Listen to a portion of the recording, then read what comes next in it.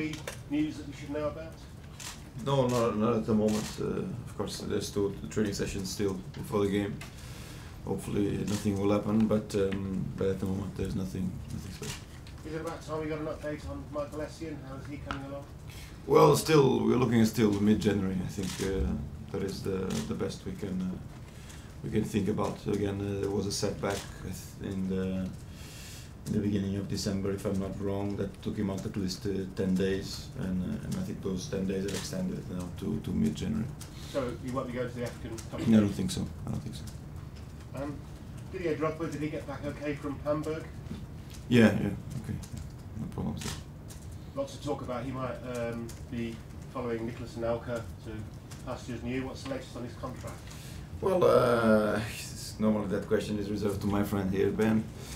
But there is no update, basically. I mean, we've been discussing this week in, week out. Still, the situation is ongoing, and we hope to solve it. And again, whatever the outcome or the agreement or non-agreement between the parts, there will be no question about his professionalism and integrity, and I'm sure that he will keep on representing Chelsea. He's doing very well for you at the moment. Yeah, without doubt. So is there an urgency now to try and get it sorted out? Well, no, I mean, I think Didier's importance is straightforward. I mean, it's not just because he's performing now that we have changed our mind. I mean, the conversation has been ongoing since the beginning, and we'll continue to push for that. Just confirm finally on this from me, you want him to stay at the club? Well, I mean, it's just not just my decision. It's a decision between two parts, and we have to wait and see what kind of agreement we reach. Oh, what about Fernando Torres? Apparently he's going to be available for 20 million. Nice Christmas cut price. Yeah, no, it's not true. I'm sorry. It's not available at any price. Now or in the summer? Yeah, for sure. Frank Lampard says you've not really spoken to him personally about why he's not been starting games recently.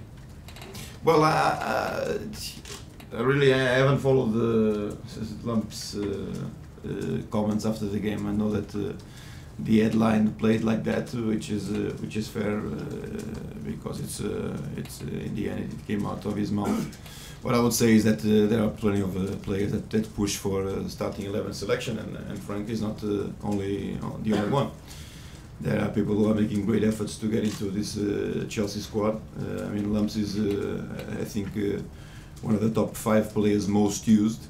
I mean, every player wants to be involved in every game, but sometimes it's just not possible.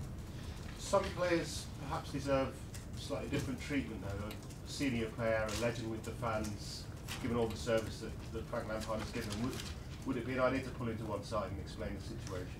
No, but we've been having a conversation with all of the players. I mean, we treat all players equally. I think the club's direction and fortune is the most important thing.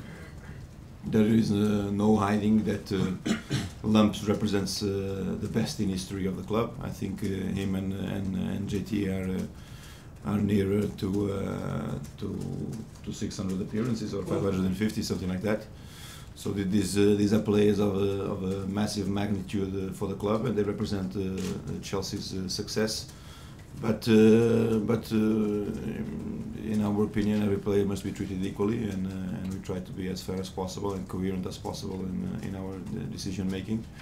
And sometimes we end up making choices that cannot please everybody, because it's a 24-man squad. It's difficult to please everybody, but everybody is pushing a lot for selection. From Paulo, from Kalou, from Malouda, experienced players, and also players that represented a lot of success for this club. Obi Mikel, which has lost recently his place.